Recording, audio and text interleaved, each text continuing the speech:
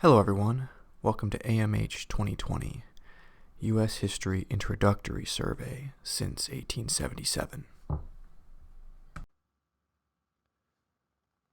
In this video, we're going to talk about some major social and technological and economic changes that occurred in the United States from about 1877 to the turn of the century, the late 1890s, early 1900s, in what many scholars call America's Gilded Age.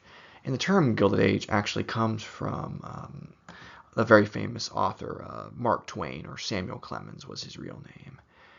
And the term Gilded Age is very interesting. It has certain connotations of wealth, connotations of economic growth, but also connotations of corruption and connotations of there are some people that are getting wealthy, getting the gold, and other people are not becoming as wealthy. They are the iron or the wood or even the wrought that's underneath the shiny exterior. So we'll be talking about the Gilded Age and whether this is a really fitting and accurate way to think of this period from the 1870s to the 1900s. And this time is a period of really massive, really dizzying, really bewildering change for the people of the United States. So it's understandable to see why some might be disillusioned with this period, those that lived through it. And there's trends that take place in the Gilded Age United States. We're talking primarily about the northeastern United States, but some of these trends have come up in previous videos, in my video on the American West and my video on the American South during this period.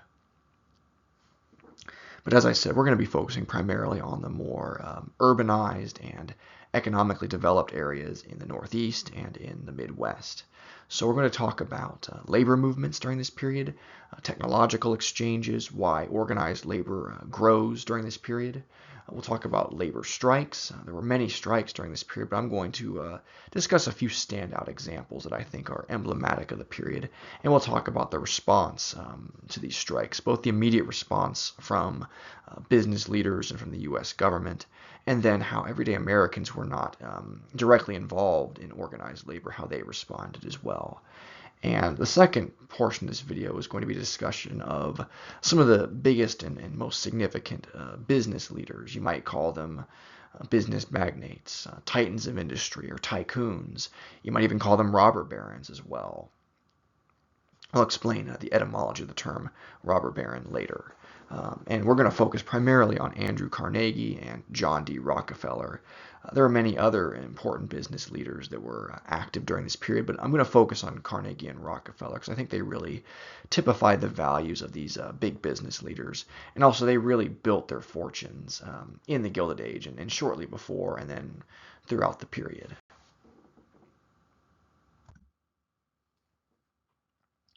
So I want to begin by talking about population growth during the Gilded Age and beyond. One of the reasons why America changed so much and why America was able to build such a powerhouse of an industrial base during the Gilded Age is the massive population growth that you see. America did have a high birth rate in this period, higher than today. On average, people were having 4 to 6 children during the Gilded Age. That was lower than it had been earlier in the 19th century, but it's still much higher than the birth rate today. That's above replacement rate, having 4 to 6 children. In addition, we had massive amounts of immigration into the United States. This chart here shows immigration beginning in 1860, shortly before the Civil War begins.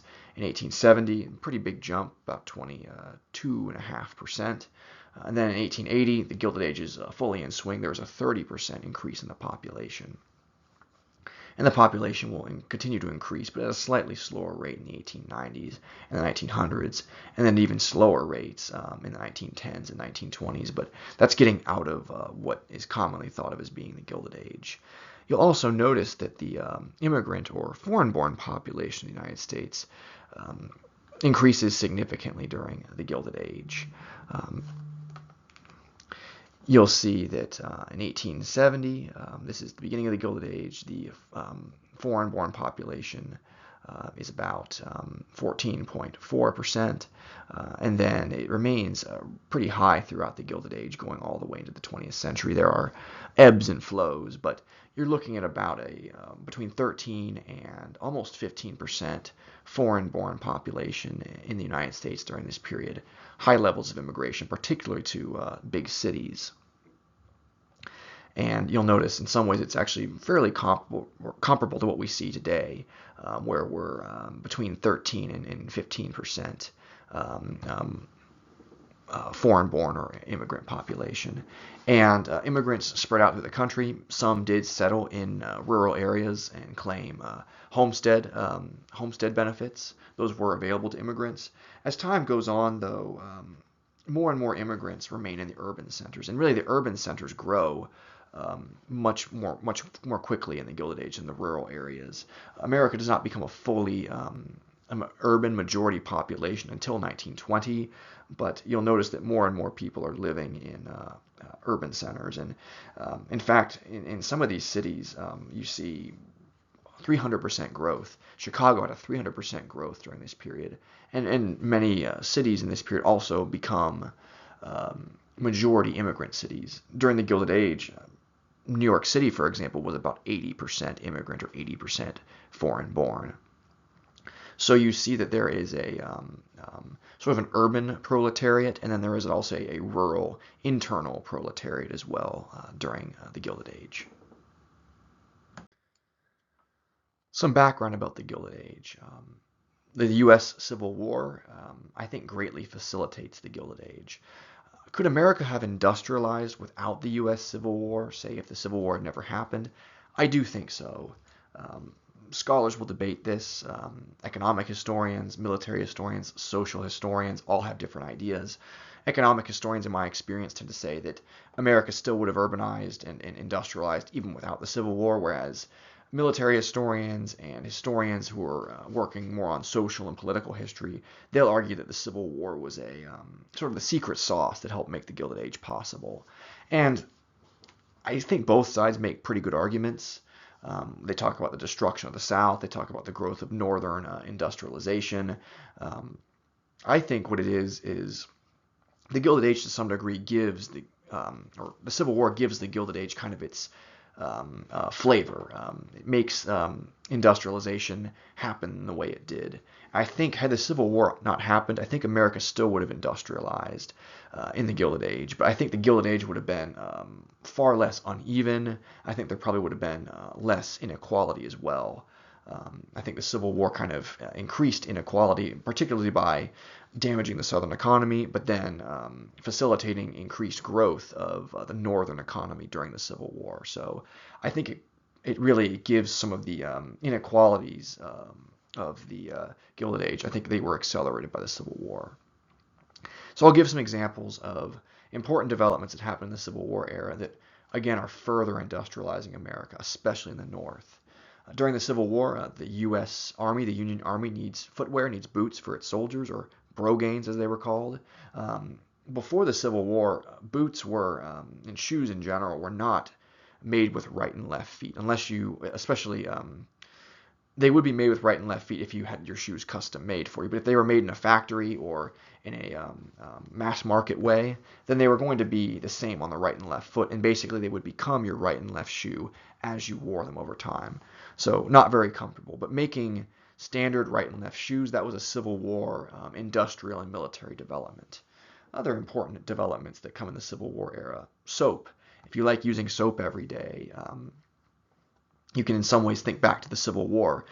James Proctor and James Gamble of Cincinnati, Ohio, took a very large contract with the Union Army and the U.S. government to supply soap to Union soldiers. You know, soldiers need soap to stay clean and to follow military regulations and just in order to live, in a more sanitary, healthy manner. So Procter and Gamble, of course, founded the company P&G. In other ways, Northern industrialization increases significantly. More of an industrial base is made as immigration continues through the Civil War, and as many American men are going off to fight in the Union Army, women and new arrivals will take those jobs in factories. So a new industrial base is being made. Again, I think these trends of industrialization could have happened without the Civil War, but I do think the Civil War accelerated things and helped to kind of make things develop in kind of I would say, a more unequal way, where the North is going to be much more industrialized than the South.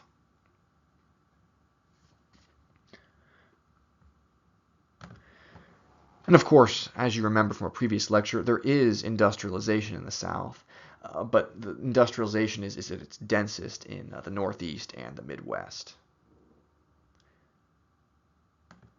The South and the West, the Western frontier or former frontier, is going to supply the raw materials that are going to make these factories go.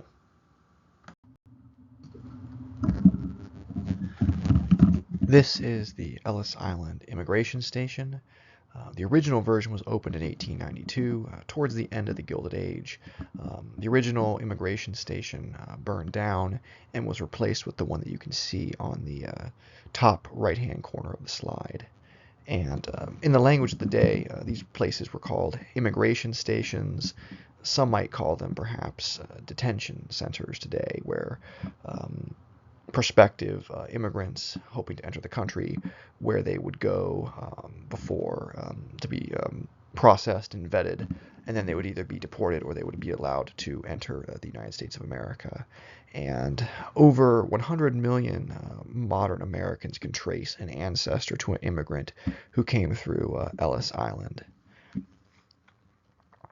And it's estimated that about 12 million people came through the Ellis Island immigration station between 1892 and 1954, when it was finally closed.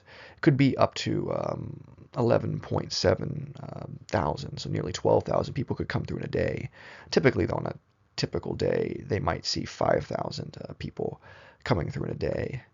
And about 40% of all of the immigrants that come to the United States during this period that I've mentioned before, 1890s into the 20th century, they came through Ellis Island. Now, there were other immigration stations on the Pacific Coast and on the Gulf Coast that I'll talk about later. Ellis Island, though, it's a place that's often misunderstood. In the popular mythology, in memory of Ellis Island, it's called the Island of Tears, and for some people it was, but really only a small percentage of the people that came to Ellis Island were deported. It was actually only about 1 to 3% of the immigrants who came to Ellis Island were sent back to their countries of origin. The vast majority who came through Ellis Island made it into the United States. So what did a immigrant have to go through in this period of processing and vetting? What was their experience like? Well, they would have to undergo a medical examination to ensure that they were of sound body and sound mind, to make sure they were not carrying any kind of communicable diseases, and they wanted to make sure that the people that they brought into the country were healthy enough to work for themselves and not just going to spread any illnesses. They wanted to make sure these people were not going to be a public charge, was the language used in the day, that they were not going to be dependent on charities or on local governments for work or for health care.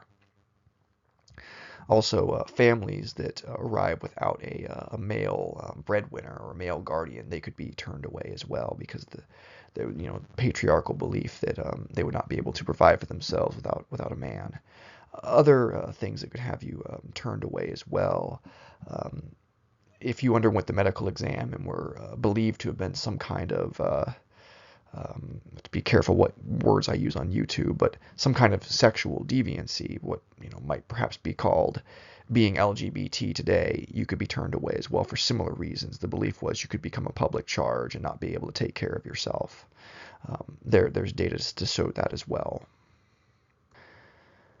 And there are some other myths about Ellis Island, which makes sense because so many Americans can trace their ancestry there. There's going to be a mythology that surrounds this place. There's a myth that in the United States' effort to assimilate immigrants, that it would change people's names, that it would anglicize their names. That is not exactly what happened. What happened was there were so many people passing through this immigration station so quickly, they were just using the manifests from the passenger vessels that arrived at Ellis Island, and whatever name was recorded in the passenger manifest, that was the name that was assigned to you when you left Ellis Island and entered the United States. So it's possible that the company that sold you your ticket and got you to the United States, they may have mistranslated your name. They may not have written it down correctly, or perhaps they anglicized it to make things simpler. That's not to say, though, that Americans, native-born Americans, did not have nativist ideas about immigrants, or that they did not want to try to assimilate immigrants. In my own family history, my family, one part of my family came before Ellis Island was established. They were from Germany. Their last name was Bauman, Bauman, which they, of their own volition, changed to Bowman, Bowman, to sound more English and to sound more American. So sometimes people did change their names, but it was often either A, voluntary, or B, it had already been done on the paperwork, the manifest paperwork, and Ellis Island just took the manifest paperwork and moved them right along. As time goes on, though, fewer immigrants are going to come through Ellis Island as American immigration laws change. American immigration laws will get a lot stricter with time. Certainly, you have the Chinese Exclusion Act that is passed in the 1880s and then is going to be renewed until the 1940s. But you also have stricter immigration restrictions on people coming from anywhere that is not in Europe, and then eventually anywhere that is not in Western Europe. And you'll also see attempts to introduce things like literacy exams to ensure that anyone that's coming into the country is not possibly a political radical coming in and that will bring radical ideas to the country. But on the next slide, I'm going to talk a bit more about the immigrant groups that come to Ellis Island, which groups are coming and when, what their countries of origin are.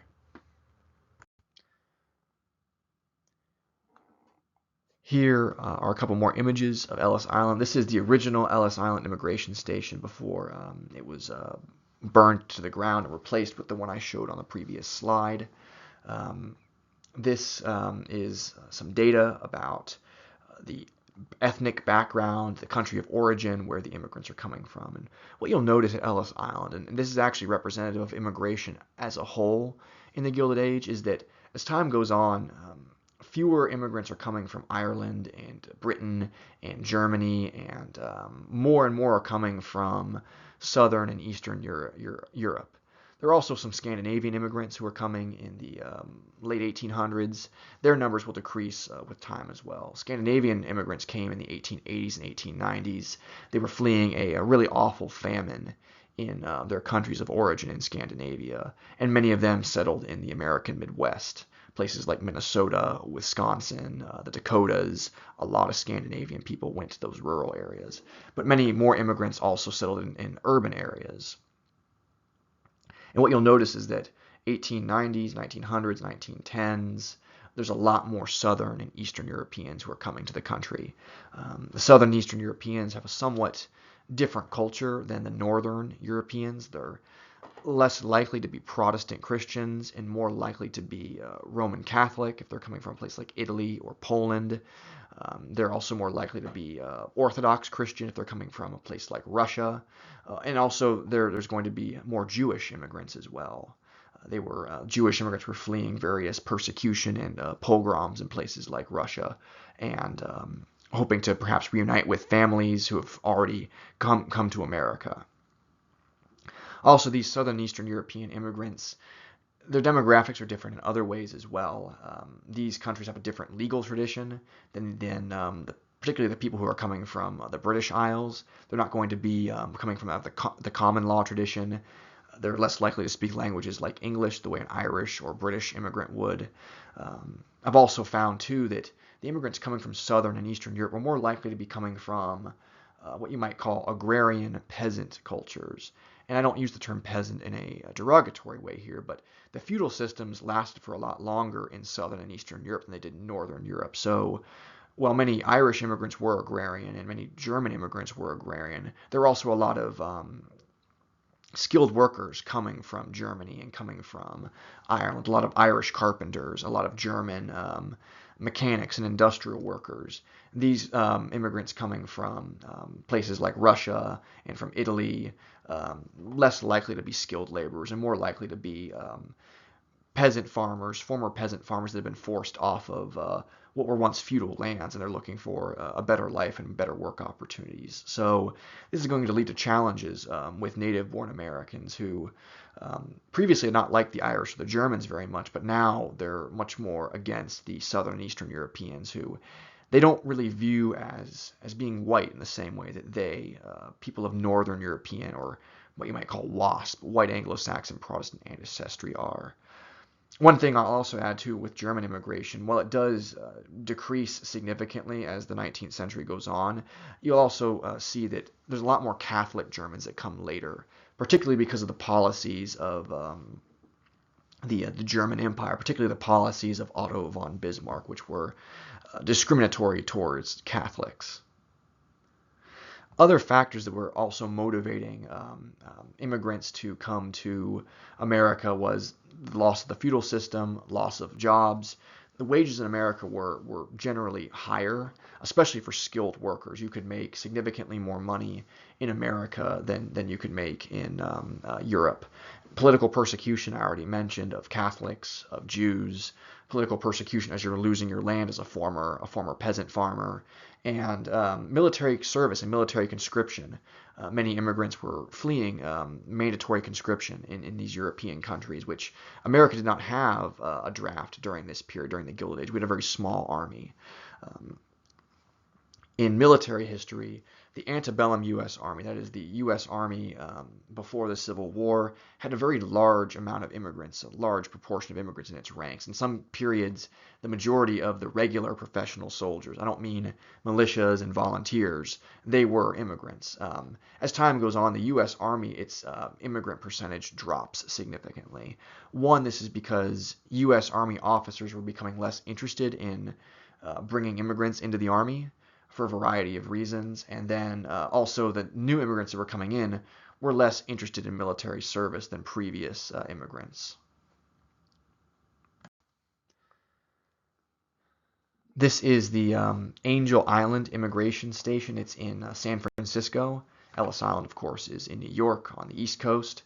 So if you're an immigrant coming in from Asia or from South America or from Western Mexico, you might come through Angel Island. And Angel Island was a much smaller facility. Fewer people came through it. Between 300,000 and 1 million entered this facility. We don't have as good of documentation for Angel Island, but the vetting process, the interrogation process was much more challenging at Angel Island because Angel Island is dealing with a large number of Chinese and Japanese immigrants, and Chinese immigrants are, for the most part, banned from entering the country. By the 1920s, Japanese immigrants are going to be mostly banned from entering the country, so they have to go through a much more challenging vetting and interrogation process in order to enter the country. A lot more interviews, a lot more tests and things like that to allow their passage. So the deportation rate at Angel Island is considerably higher, possibly as high as 20%. Again, we don't have as good of documentation about Angel Island, but it's a smaller facility, fewer people pass through it, and it's really not as nice of a facility. It's much more like a jail or a prison, I would argue.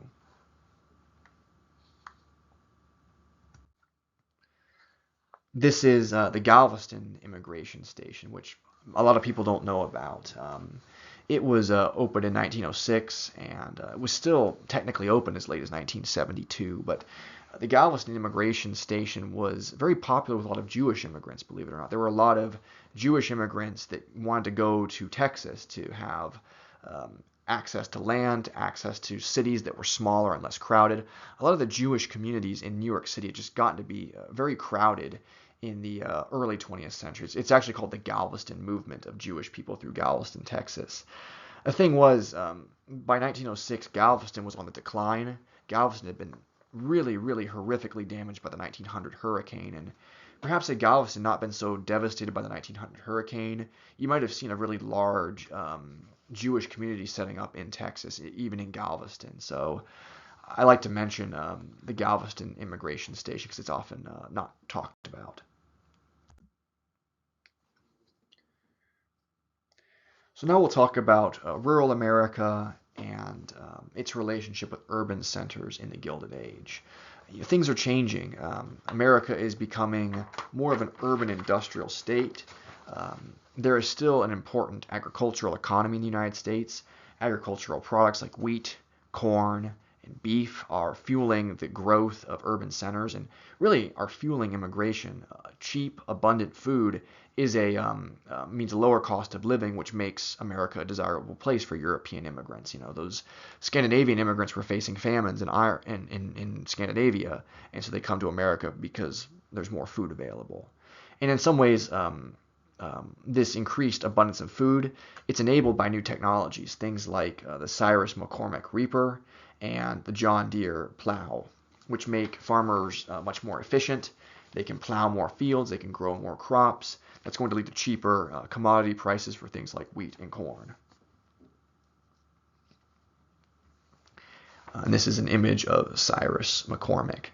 And while this does make farmers more productive and it allows them to sell more and it lowers food prices, there are downsides to this.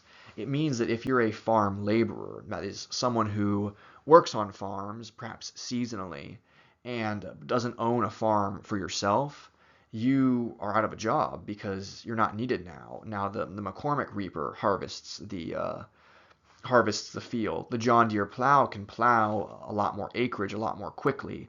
So the farmer can plow all of the fields himself. He doesn't need to hire a laborer to help him with the plowing. So a lot of people leave rural areas and they go to the cities looking for work in manufacturing, even as immigrants are coming from out of the country. And this is going to lead to overcrowding in cities. It's going to lead to slums. There were already slums before the Gilded Age, but now there's going to be a lot more people vying for a lot less or chasing a lot less housing, and you're going to see overcrowding in cities, really poor accommodations. You even have things like fires, the Chicago fire of 1872. And then you have things like tenement houses. And these are some illustrations of the tenements and just the slum housing that are growing up in places like New York City, Chicago, Pittsburgh, Pennsylvania, to accommodate all of the immigrants arriving, but also the migrants from within the United States who are struggling to find work in rural areas. As what you're seeing is something called technological innovation and disruption. Technological innovations can be very good, and I would argue technology is a net positive for humans, but with innovation comes disruption. People lose their jobs, their way of life becomes much more challenging. And the farmers themselves, yes, they can now be more productive, but the corn and wheat they're selling is now worth less because there's a lot more of it. That's going to be a problem for even the landowning farmers, which I'll talk about in a future video with the populists.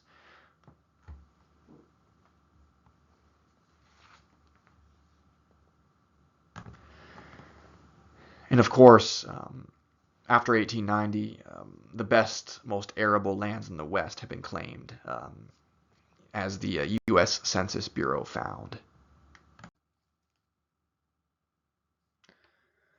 Here are some maps of transatlantic and transoceanic routes to the United States. It gets to be cheaper and easier to travel to the United States from Europe. Steamship technology is improving across the 19th century. The ships get to be faster. That allows tickets, fares to be lowered.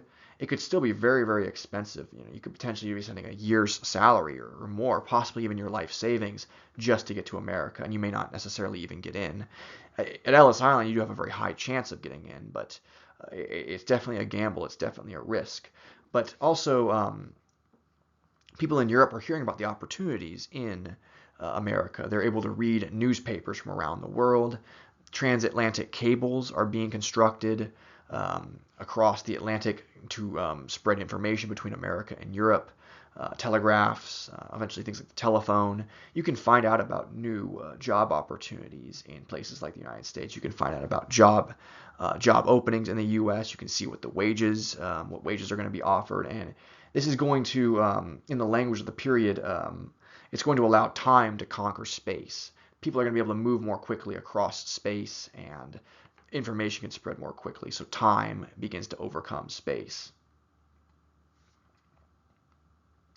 And just as an example of this, scholars have found that in the 1830s, when the first steamships started to ply the waters of the Atlantic, it could take you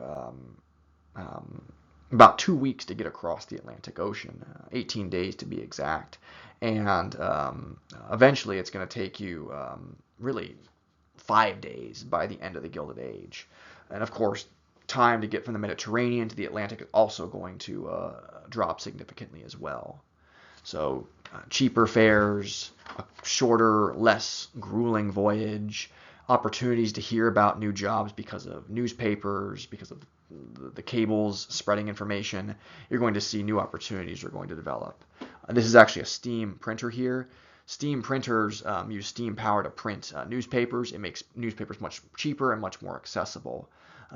And not only can you hear about jobs and opportunities through the newspaper, you can also read about labor movements. They put out their own newspapers. You can hear about things like the Paris Commune in the 1870s as Parisian workers try to establish communes during the Franco-Prussian War. And this is going to make it easier for labor movements to organize with each other and to spread ideas. You're going to see increased labor activity and labor unrest during the Gilded Age. This is in part because technology allows workers to more easily connect with each other. They can read about the exploits of striking workers in other parts of the country or even other parts of the world. It's also because of technological changes and changes in the workplace that are taking place during the Gilded Age. There were some very serious economic recessions in the 1870s and in the 1890s as well, and these recessions really put the screws to everybody, but working class people often feel the most pain during this period, these periods of recession. But American workers or workers in various industries will go on strike for better wages and better opportunities. Based on my research, the first labor unions, as they develop in America, can trace themselves back to the 1830s to places like New York City, and they were connected with the Democratic Party in New York City fairly early on. Labor unions will expand, though, in the Gilded Age. At the same time, though, labor unions and organized labor, it is in America. We do even have unions to this day, but many people argue that organized labor and union culture in America is weak compared to in Europe, and I do think there's some truth to that. There's certain reasons, I think, why labor unions struggle in America.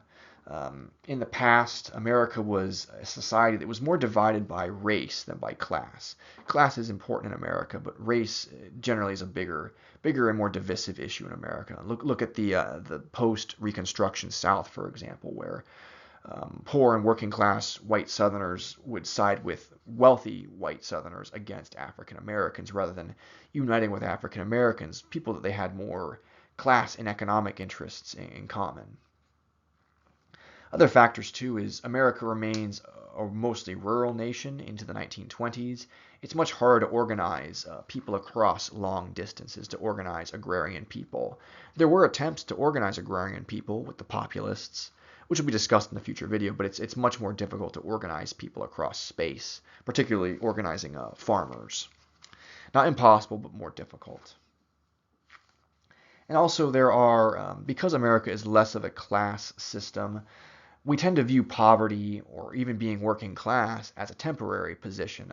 You'll be working class for a while, you'll be poor for a while, but eventually there are safety valves. Go west, young man, as Horace Greeley once said. Keep working, save your money, get into management, pursue an education, and get a better job. We don't have the idea that we have classes that are really stratified as much, and that you should try to be as comfortable as you can in your class. Instead, we have the idea of, well, being working class, being poor shouldn't be too comfortable because you want to move up into the middle class or even into the upper class. We have a really strong belief in upward mobility in this country, which again makes organized labor and making a working class life more comfortable, makes it less appealing to Americans on the whole. And the final thing is America is a very individualistic society. Labor unions are about collective bargaining. Not all workers want the same thing. They often disagree about what they want, what concessions they want to get from management. And individualism can make it hard to organize as well. So basically, a society that's more divided by race than class, a high belief in upward mobility, and that class divides are meant to be temporary, and individualism, and then the fact that America remains a rural nation really until the 1920s make it harder for working class people to organize. But they do organize on many occasions, and I'm going to talk about a few notable occasions here in this video. So I'm going to start with the 1877 railroad strike. This strike took place in West Virginia, but really strikes broke out across the northern United States after the strikes began in West Virginia in 1877. What did these workers want? Well, their employer, the Baltimore and Ohio Railroad, had cut their wages 3 times that year. This was a period of recessions in the 1870s. We've been dealing with recession since 1873. And the workers went on strikes. They tried to block the passage of the trains to keep the railroad from running. And the railroad tried to bring in strike breakers, or scabs as they're sometimes called, to replace the striking workers. At first, the Baltimore and Ohio Railroad, it brought in private security to protect the strike breakers, but in time, the strike breakers and the private security were not enough, and the militias of the state were called in to try to break up the strikes. And these militias, basically the early version of the National Guard, they were eventually backed up by the U.S. Army, who broke up the strikes once and for all. And these strikes went on for over a month, from July to August of 1877, and they did spread across the northern United States, and the strikes got national attention. And in the end, while the strikes were broken up, the workers did get some of their demands. They got better working conditions and things of that nature. This strike really, in some ways, was actually a victory, a small victory for organized labor.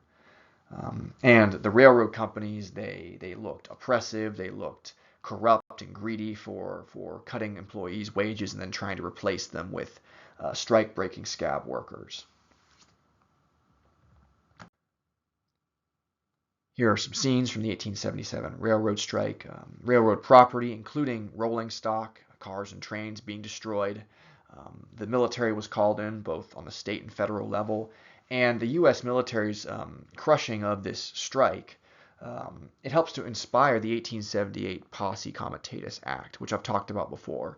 The Posse Comitatus Act restricts the U.S. military's law enforcement roles, and this was something that white Southern Democrats wanted because they wanted to be able to enact the Jim Crow laws and intimidate African Americans, but Northern labor interests also wanted it as well. So a weird political alliance develops between the white Southern planter redeemers, who don't really like organized labor all that much, especially not Southern organized labor, and then the pro-labor Northern Democrats. So politics makes very strange alliances.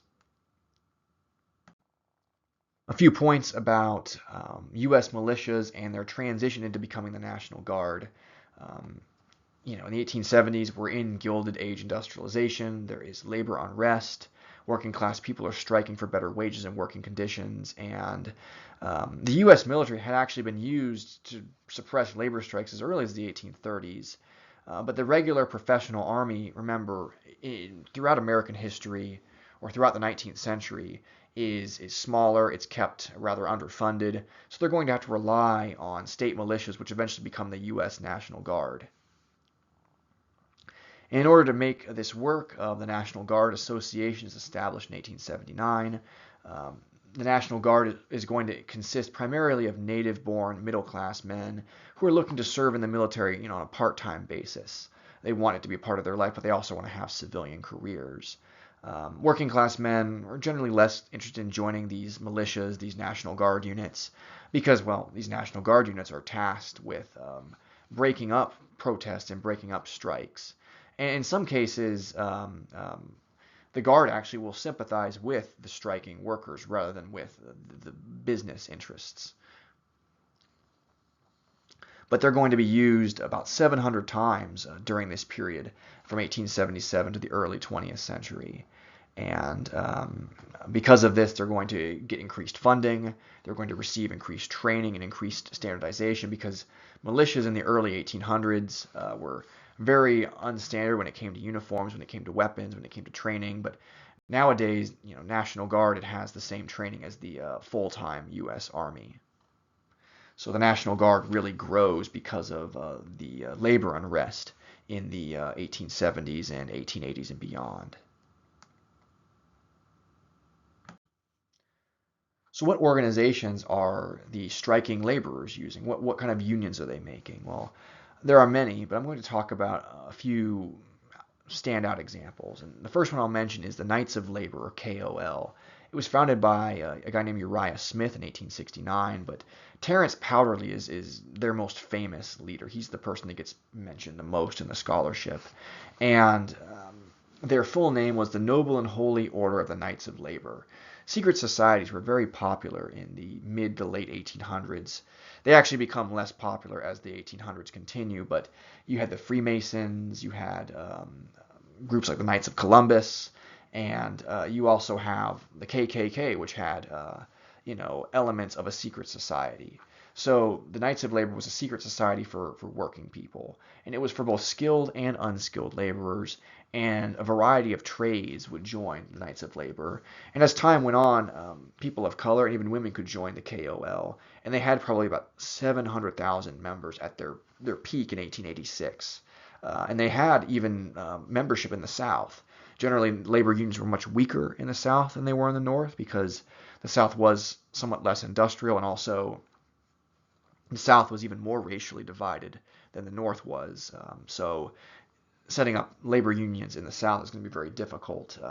But the KOL did have a presence in the South. As time goes on, though, they're really going to be weakened after 1886. There's an event called the Haymarket Affair, which really damages the KOL's reputation, and they get replaced by other unions. They get kind of cannibalized by other unions, most notably the American Federation of Labor, or the AFL. And some of their goals were things like workers' rights, 8-hour workdays, shorter workdays, income taxes to close wealth disparities, Georgism, an ideology about property taxes or land taxes. I'll explain that in a future video. And they also were against child and convict labor. The idea is this will constrict the labor pool and it will lead to higher wages. And also, it's good for children to be able to go to school rather than have to go work in a factory. There are, of course, criticisms for the KOL. They were criticized for being anti-Chinese. They did not want Chinese workers to join, especially in the American West.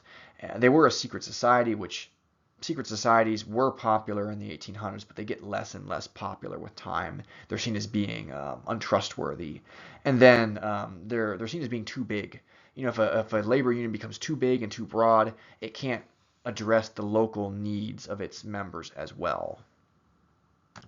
And of course, as something gets bigger, people have different desires and different concerns. For some, 8-hour workdays are the most important thing. For others, it's higher wages. For others, they want better company towns. As you get too big, it becomes harder to organize. And here are some members of the Knights of Labor holding a variety of tools to symbolize their professions. You have what are called machinist hammers used by machinists. You have adjustable wrenches, which we use by plumbers. So it's a multi-industry organization for both skilled and unskilled laborers, and they did allow some women and minorities to join. Keyword, some. So now we'll discuss the infamous Haymarket Affair, and it has nothing to do with hay. It's just it was in a place called the Haymarket Square. This is in Chicago, Illinois, a really rapidly growing city in the Gilded Age. Again, 300% population growth during this period. And the workers in Chicago, they were striking from the McCormick plant. McCormick made those reapers that I showed on a previous slide. And they were demonstrating for an 8-hour workday because industrial workers on average, they worked 6 days a week, 12-hour days. That's a long, long time to work. When you work a really long time like that, it wears you out physically. You can make a mistake. You can be injured, possibly maimed for life.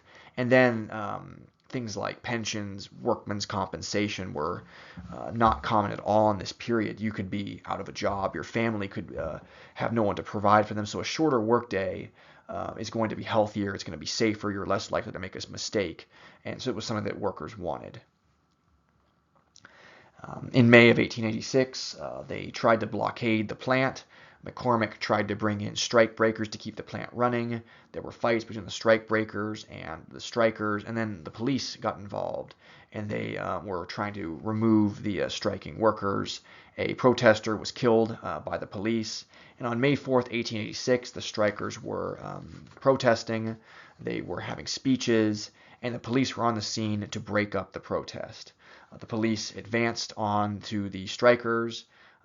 Both sides were using violent force against each other, and then a bomb is thrown into the ranks of the police. The bomb explodes. 7 officers are killed. In the end, 8 people are going to be arrested and put on trial, and 7 will be executed. The conspirators who were arrested, many of them were German immigrants. Some of them had ties to socialist and anarchist movements, and really they were not directly affiliated with the KOL. They were tangentially linked to the KOL, but this event, the Haymarket bombing, it's going to lead to labor unions increasingly being seen as being taken over by radicals, anarchists, socialists, immigrants who are not integrating into the country, and it's going to lead to an anti-immigrant sentiment and anti-organized labor sentiment in America. As the Knights of Labor begins to collapse and dissolve after the Haymarket Affair of 1886, a new labor organization called the AFL, or the American Federation of Labor, emerges. And the AFL is still around today in a somewhat different form. And it was founded by former Knights of Labor members. And the most famous and most important of these early members and leaders was a guy named Samuel Gompers, seen at right on this slide. And the AFL was meant to be a union for skilled laborers across industries, but you had to be a skilled laborer. Sometimes it's called a craft union because these are for craftsmen rather than unskilled laborers. And the goals of the AFL are at this point more restrained, and you might say conservative, small c conservative. What they're calling for primarily is a 8-hour workday, better wages, and an end to child labor. Again, removing children from the workplace, it's going to protect those children's safety, and it also is going to lead to higher wages as the labor pool is being constrained. The AFL has been criticized at times for being anti-immigration. They saw immigration as being a threat to the wages of working class Americans, and then specifically they were seen as being engaging in anti-Asian racism. Samuel Gompers was very against the U.S. acquisition of the Philippines because he was concerned that if the U.S. took over the Philippines, more Filipinos and other Asian people, possibly even Chinese, might use the Philippines territory as a way to then get into the United States, where Chinese immigration was illegal.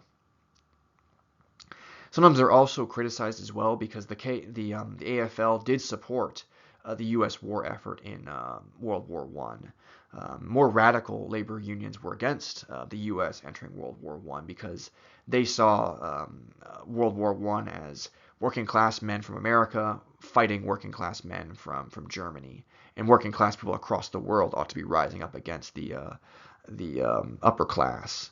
That would be actually more the stance of a group called the IWW, the International Workers of the World, also known as the Wobblies. But this is the AFL, and the AFL is going to come up again in a moment.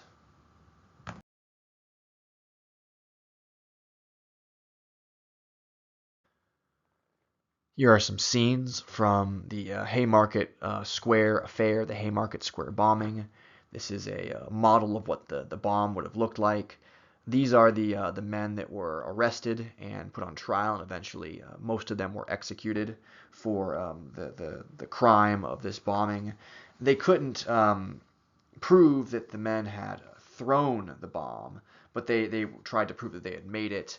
Really, the trial, there was a lot of anti-immigrant prejudice in the trial against these men. There was anti-radical prejudice. They were arguably persecuted because of their and misjudged because of their political beliefs. And in the end, 7 were sentenced to death. 2 were convicted, and eventually they had their sentences commuted to life in prison. And one of the men that was arrested committed suicide in prison. So even in the 19th century, there were people that said that these men did not receive a fair trial. But this is one of the police officers that was killed by the bomb. And this, of course, is what the strikers were calling for, what the KOL and their supporters were calling for. 8 hours for work, 8 hours for sleep, 8 hours for what we will, for rest, recreation, socialization, education, social advancement. And anti-immigrant sentiment does increase as this period goes on. And there's always been a degree of xenophobia and nativism in America, and it's generally targeted at whatever immigrant group is coming in. For example, in colonial times, people like Benjamin Franklin were very critical of German and Scandinavian immigrants. Franklin actually referred to these Northern European immigrants as swarthy, having a dark complexion, which is rather unusual because usually people from Northern Europe have a lighter complexion. But as time goes on, native-born Americans, who themselves are often descendants of immigrants, they go from disliking one immigrant group to another. And you have a lot more Southern European and Eastern European immigrants. The Germans that are coming in now are much more likely to be Catholic, so there's anti-Catholic sentiment, anti-Jewish, anti-Semitic sentiment as well. These immigrants are seen as not being white in the same way that people of Northern European ancestry are. There's still also quite a bit of prejudice against the Irish. I think it takes the Irish quite a while to really be seen as white in the academic language. And this cartoon here illustrates it. Here is an Irishman. They're often portrayed in a very stereotypical manner with shabby clothes, almost like they're homeless. They're often portrayed with very strong, very thick, almost ape-like jaws. They're portrayed in a very prejudiced manner. And they are gobbling up Uncle Sam alongside the Chinese immigrants who are portrayed also in a very racist manner. But this cartoon is saying Uncle Sam is being consumed, but now the Chinese immigrants are beginning to outpace even the Irish immigrants. And because of this, you're going to see the Chinese Exclusion Act is going to be passed.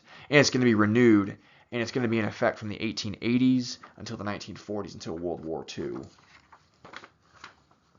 Specifically, it goes into effect in 1882. It's renewed again in 92 and in 1902, and it's not fully repealed until 1943. It was very, very difficult to get into the country if you were a Chinese immigrant, which is why the Angel Island Detention Center, or the immigration station at Angel Island in California, why it had a higher deportation rate and a much stricter vetting process than Ellis Island did. The last thing I'll say for this slide is the Haymarket bombing, or the Haymarket affair. It touches off what we would call a Red Scare. Fear of radicals, fear of anarchists, fear of socialists, eventually fear of communists. There was concern about these so-called radical ideologies. And I refer to them as radical ideologies because they're away from the political center. I'm not necessarily doing this to criticize or to support these ideologies. I'm using the academic term, which is to refer to these ideologies as radicalism. But these Red Scares, there is one in the 1880s. There's even Red Scares really in the 1850s, believe it or not, as earlier waves of immigrants are coming into the country supposedly with radical beliefs. There's Red Scares in 1919, and then of course there's the very famous Red Scare that everyone thinks about with Joseph McCarthy in the 1950s. But really there's been multiple Red Scares in American history in both the 20th century and even in the 19th century, the 1800s. In 1894, we have the Pullman strike, and workers at the Pullman railcar factory or manufacturer, they went on strike in the 1890s because they wanted better wages and they wanted better living conditions. America is in another very serious economic recession in 1893, and that's going to continue on into 1894. The workers were having trouble because their wages were not covering the costs of living in the company town that was run by Pullman. And the company stores, which are owned by the company, are often very unfair. Basically, workers have to use credit and payroll deductions to pay for goods. The Pullman company was really tightening its grip on the company town, and that led to the workers going on strike. So the workers at Pullman, they go on strike without the backing of established unions. The railroad brotherhoods, which were unions for railroad workers, the guys that built the railroads, they didn't want to strike with the Pullman factory workers. Even though these Pullman workers made rail cars, they were not railroad workers in the same way as the people who nailed spikes and put down railroad ties. Also, the Pullman car porters, the workers that manned these cars that carried people's luggage, many of whom were African American, they didn't go on strike either. And the AFL did not back the Pullman workers because remember, Gompers and the AFL, their primary concerns were related to wages and working hours and child labor, not to company towns. So the Pullman workers are engaging in what is called a wildcat strike. A wildcat strike is a strike where workers walk off the job, but they don't have the backing of a union or of an established union. They don't have the kind of resources, from union dues and things like that. So they have to form a brand new union out of whole cloth.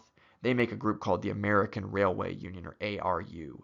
And the leader of the ARU is going to be a guy named Eugene Debs. That's a name you're going to hear quite a bit over the next couple of lectures. Debs was a socialist. He was not a working class man. He was actually from a fairly wealthy Indiana slaughterhouse family. That's what their family had made their money in. But he sympathized with the working class quite a bit. In our modern disparaging language, you might call Debs a champagne socialist, perhaps. And that was how the people who didn't like Debs, how they viewed him. So Debs leads the strike. The strike fails as the Pullman company is able to bring in or tries to bring in striking workers, a lot of whom actually are African American. The ARU was a whites-only organization. In the end, this strike was definitely more of a failure.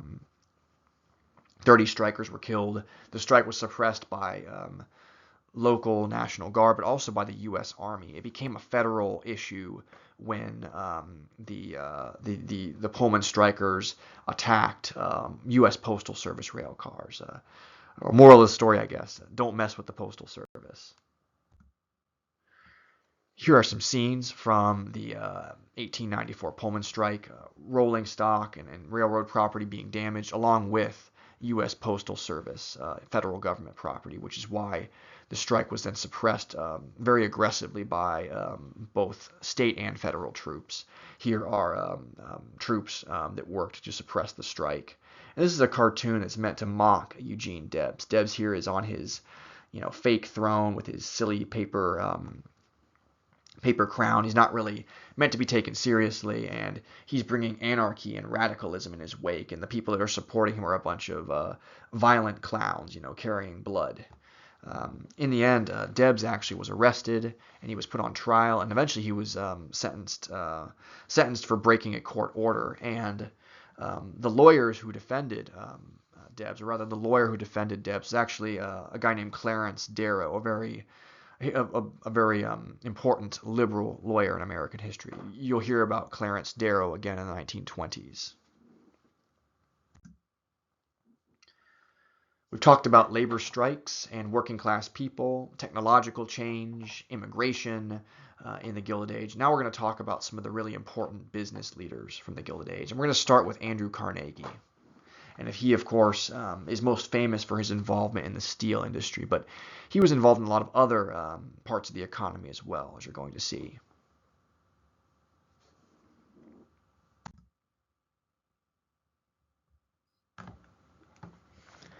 Andrew Carnegie was born in Scotland in 1835, and he was from a family of weavers.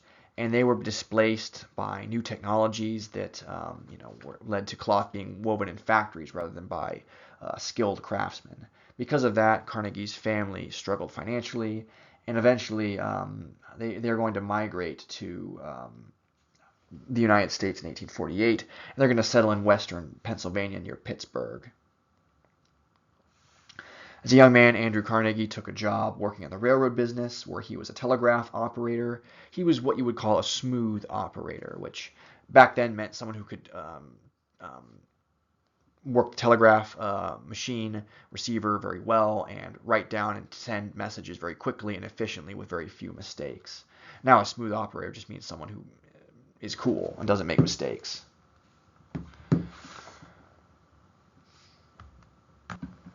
As time went on, Carnegie made enough money and got enough experience to eventually get into management, and eventually he accumulated enough capital to start his own railroad company.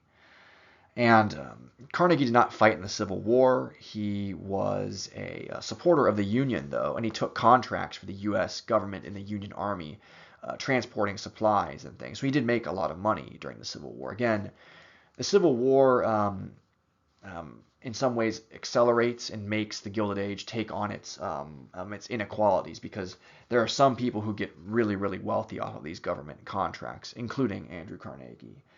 As time went on, though, Carnegie realized that if he really wanted to make money, he should get into other industries. And there was an emerging industry in the 19th century, the steel industry.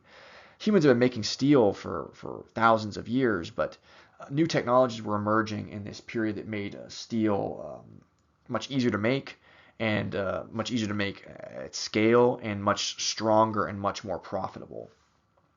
One of those technologies was the Bessemer process, which was developed in Britain. You can see it here. Basically, it's a type of furnace that can get very, very hot and can burn off the impurities that are in iron ore, and that way you can make a much stronger, much more high quality steel at a lower price. This steel has a much higher tensile strength, meaning it can bend a bit more and flex a bit more before it breaks.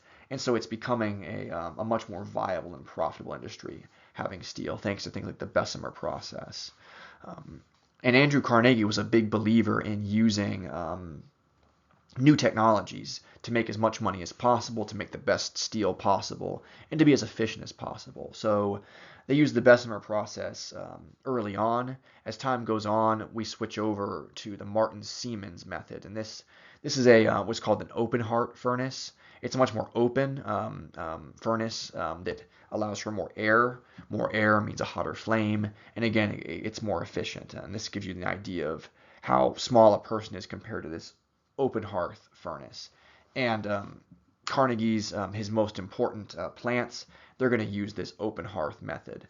Again, Carnegie was not an inventor the way like Thomas Edison was, but he was pioneering these new technologies in his factory. So I do think he was an innovator in his own way. And thanks to these new furnace technologies, Carnegie is able to make a lot more steel, as are other steel magnates, steel barons. In 1875, towards the beginning of the Gilded Age, steel is about $160 a ton. It's going to be sold for $17 a ton in 1898 at the close of the 19th century. And that's going to lead to a lot more railroads being built across the American West. It's going to lead to bigger, more powerful locomotives that are on a wider gauge.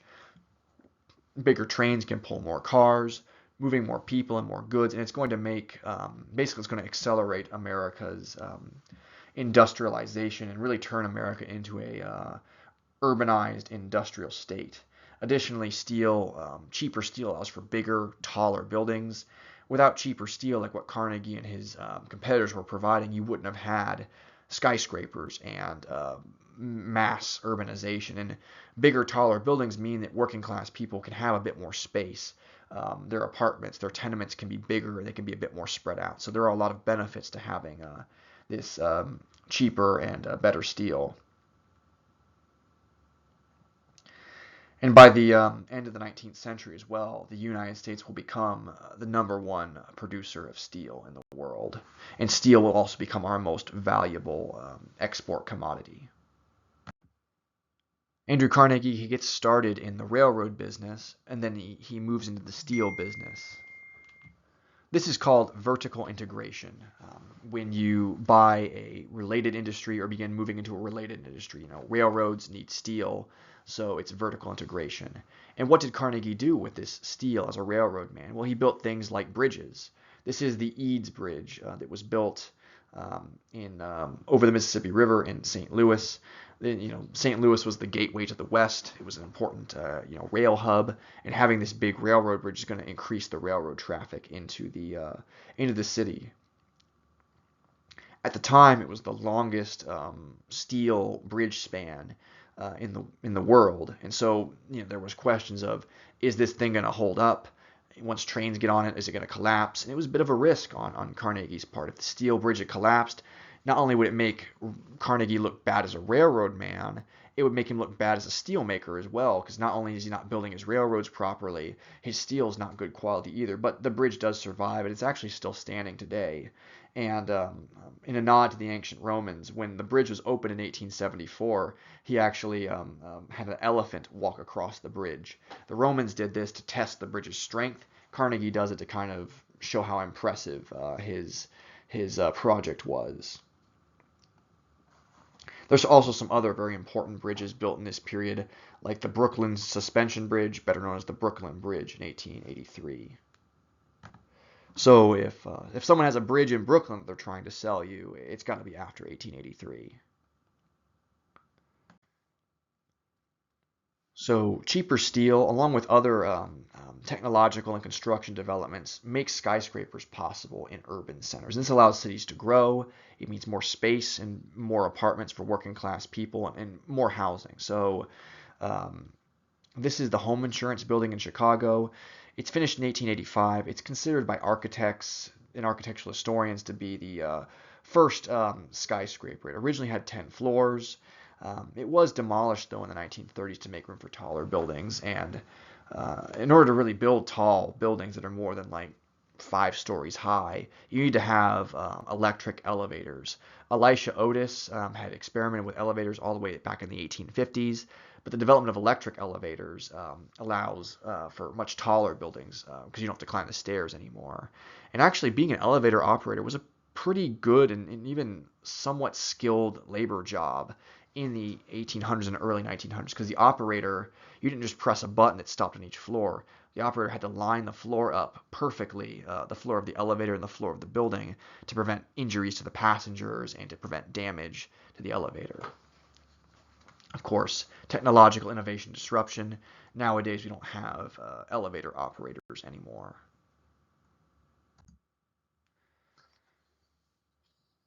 So all of these technological developments, the selling of steel, it made Andrew Carnegie fabulously wealthy. Some might say obscenely wealthy. And what did he do with this money? Carnegie was a believer in philanthropy. He gave a lot of money to charity. He actually, by some estimates, gave as much as 90% of his fortune away to charity during his lifetime.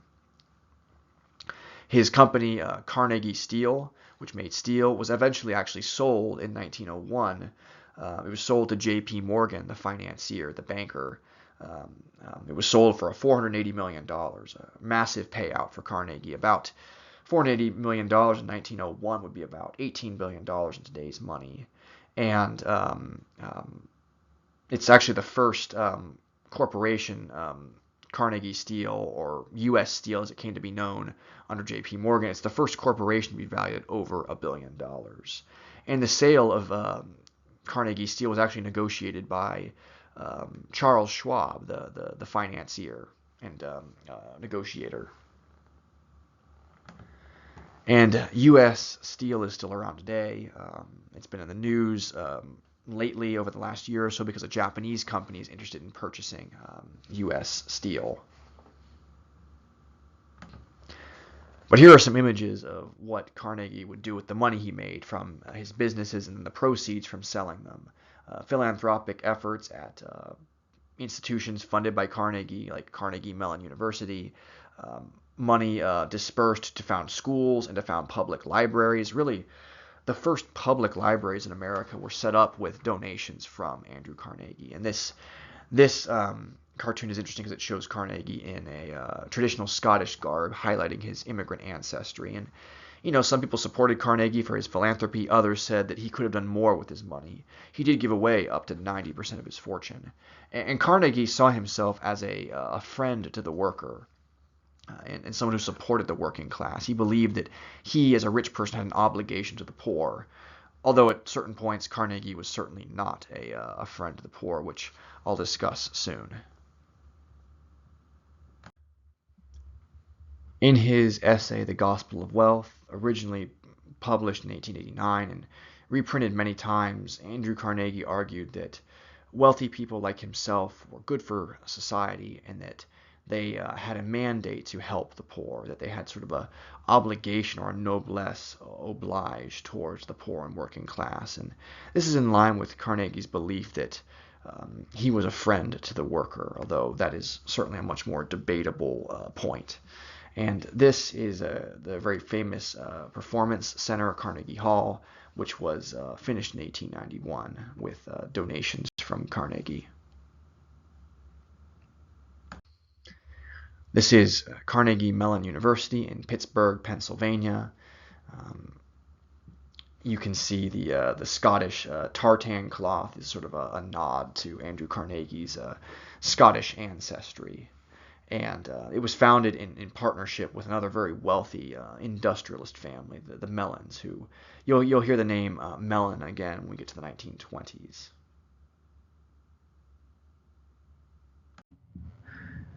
This is an example of when Andrew Carnegie and his friends and associates were certainly not friends of working people. And this was the Johnstown flood incident of May 1889.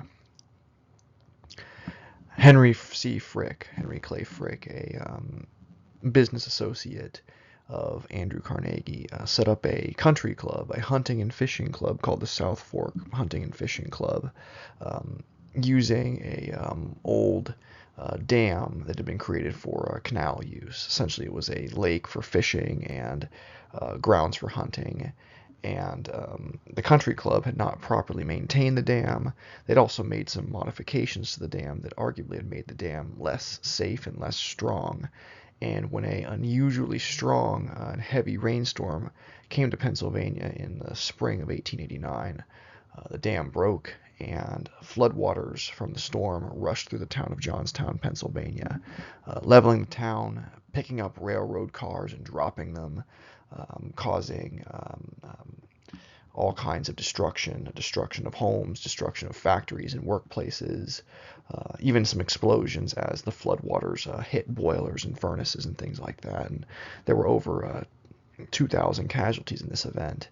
And initial reports that were probably corrupted by Carnegie and his supporters, indicated that the dam would have broken regardless of its lack of maintenance and its modifications. But more recent studies done in the 2010s suggest that the dam should have been able to hold, or at least the changes in lack of proper maintenance that the dam did not receive from the country club and from Henry Frick and from Carnegie's friends did in fact contribute to the dam breaking and then to this massive loss of life. And the victims of this flood, they were not able to get real justice or compensation for what happened. But on the next slide, I'm going to give another example of when Andrew Carnegie, although he thought of himself as a friend to the worker, he really in many cases was not one, and that is in the Homestead strike. So Carnegie considered himself to be a friend of the worker, but this wasn't always the case. In 1892, Andrew Carnegie had begun to call for increased production at his Homestead plant. He wanted to outproduce other steel mills in the area and ultimately run them out of business. And Carnegie wanted to create monopolies. All of the really important big business industrialists were all monopolists. They all wanted to create monopolies. They wanted to run their competition out of business. That way they could control the entire industry. And they believed that if they controlled everything, they could offer their products for much less money because they were no longer in competition. And they could offer a better product and pay higher wages to their workers. Granted, you can do all those things without controlling other industries. You can sell your product for a lower profit. You can pay your workers more if that's what you want to do, as long as you're still being profitable. But that's what Carnegie and also John D. Rockefeller believed. So they began really pushing the Homestead plant. The Homestead plant workers had basically formed a union together. They controlled the day-to-day operations of the plant, and that didn't sit well with Carnegie or with his sort of second in command, with his lieutenant Henry Clay Frick, seen here. Frick was actually, by this point in the 1890s, the one that was overseeing the day-to-day operations of Carnegie Steel. Carnegie was, he still owned the company, but he was semi-retired. He was actually traveling on a European vacation when the Homestead strike took place. And Frick said, we need to make this factory more productive. We need to change the compensation structure. The workers were paid by the hour, but Frick wanted to move to a system where they would be paid by their output, which is going to mean the workers are going to have to work more quickly to continue being paid good wages. And that was not what the workers wanted, because they wanted to be compensated by the hour, because if you rush while you're making steel, you're much more likely to have an accident, to be burned, to be hurt, or even killed on the job. So what happened was this. Henry Frick barricaded the factory. He put up barbed wire fences, and he basically kept the workers out of the factory. And he was trying to basically break the union at the factory. He also had plans to then bring in replacement workers from other areas. The strikers then basically set up around the barricades, and they kind of lay siege to the factory that they'd been kicked out of to keep any strike breakers or scabs from coming in. Frick brings in private security in the form of the Pinkertons. The Pinkertons provided a lot of private security and strike breaking during the Gilded Age. They're actually still around as a company in the 21st century as well, doing similar work. The Pinkertons show up in barges and steamships, and they fight with the strikers. And the strikers actually manage to sink their barge. They win. They're victorious against the private security. They are able even to capture the Pinkerton security, and drag them into the town. There's about 15 people killed and hundreds of people wounded in the end. Because what happens is the Pennsylvania National Guard arrives on the scene, and the strikers thought that the National Guard was going to support them. In fact, the National Guard was going to support management. They were going to support Carnegie and Frick. And Carnegie was not aware of exactly what was going to happen, but he did give Frick the blessing to handle the situation as he saw fit. And so in the end, the Homestead strikers, they're defeated. The union at the Homestead plant is broken, and it's a loss for organized labor and for the Homestead plant workers. Henry Frick, though, he actually was shot in the chest. He survived an assassination attempt. A angry anarchist who was not related to the strike attempted to kill Frick, and after being shot, Frick tackled the guy that shot him. That was just the kind of the tough SOB that he was. Here's the National Guard arriving at the scene at the Homestead plant. People are cheering. The strikers are cheering because they think the National Guard is there to help them. They're actually there to do the opposite. They're there to back up management and back up the business interests. And this is J.P. Morgan, who bought Carnegie Steel and turned it into U.S. Steel. The agreement was organized by Charles Schwab. And the Monopoly man for the Monopoly game, the game was made after the Gilded Age, but it was patterned off of J.P. Morgan with his mustache and his suit. And J.P. Morgan, unlike Carnegie, who was an immigrant and from a very working class, impoverished background, Morgan was native born from a banking family and very wealthy. And he wasn't so much an industrialist as he was a banker that bought steel mills and made deals with railroad companies and things like that. He would even work on price fixing schemes with railroads and things of that nature. And it was said that he was a very intimidating man with a really strong kind of physical presence. It was said that when he walked into a room, it was like a gust of wind kind of rushing over you. That was the kind of guy he was, which that would, of course, give him a lot of advantages in business negotiations. He also had a rather large nose. He had some kind of infection or possibly rosacea that made his nose kind of red and swollen. So, again, a very intimidating person. And now we'll talk about John D. Rockefeller, the other really, really important Gilded Age business leader besides Andrew Carnegie. I'll begin by talking a little bit about John D. Rockefeller and his youth and who he was as a person, because it will help to better explain his business tactics.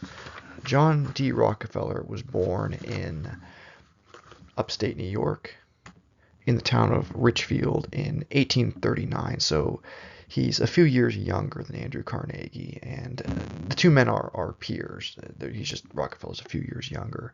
Unlike Carnegie, who was an immigrant, Rockefeller was native born. He was born to a poor family. He was one of 16 children. Um, John's father was a man named William, or Devil Bill as he was called. And William was called Devil Bill because he was said to be a very unscrupulous businessman, that he would deal very harshly with people in business transactions, very aggressively, and that he was what we might call a shyster or a snake oil salesman or a con artist. The term con artist actually is a term from the 1840s, so it's a term that the Rockefellers would have been aware of. The term actually originally was con man or confidence man, because in big cities like New York City, young rural people would go to the big city for business or other reasons, and they might have a new hat or a new pocket watch, and someone like a confidence man would come up to them and say, "Hello there, friend. How are you doing today?" And you didn't know this person who was introducing themselves to you like they were your old friend from years ago, and you had to have the confidence to say, "Do I know you? I don't know you. Leave me alone." And then this person would keep talking to you and then would say, "Hey, I have a job interview tomorrow and I want to make sure I'm not late. Can I borrow your pocket watch? I promise I'll give it back to you." And of course, you were never going to get your pocket watch back, but you didn't want to seem like you were a nobody, like you didn't know this person, so you'd give them your pocket watch, knowing that you weren't going to get it back, and you had to have the confidence just to say no. So, that's where the term con or con artist comes from. It comes from the confidence man.